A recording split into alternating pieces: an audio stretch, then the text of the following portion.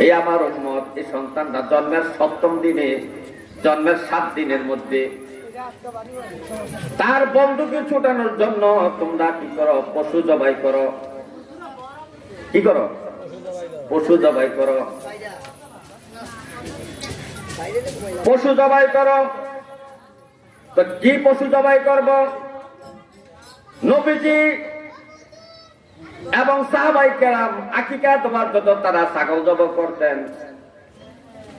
আনিল গোলামি সাতানি ওয়া আনিল জারিয়াতি সাতুন। নবীজি বলেন, ছেলের জন্য 2টা ছাগল, মেয়ের জন্য 1টা ছাগল। ছাগল দ্বারা আকিকা দেওয়ার সুন্নাত।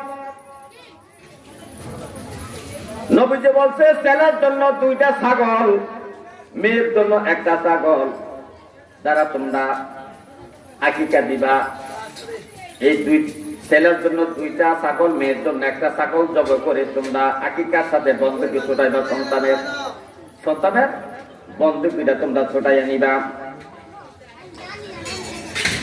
তাহলে এখানে 2 নম্বর হল সন্তানের আকিকা পালন করা 7 দিনের মাথায়। ওই উসাম্মা, এবং 7 দিনের মাথায় ওই সন্তানের একটা সুন্দর ইসলামী নাম রাখবে।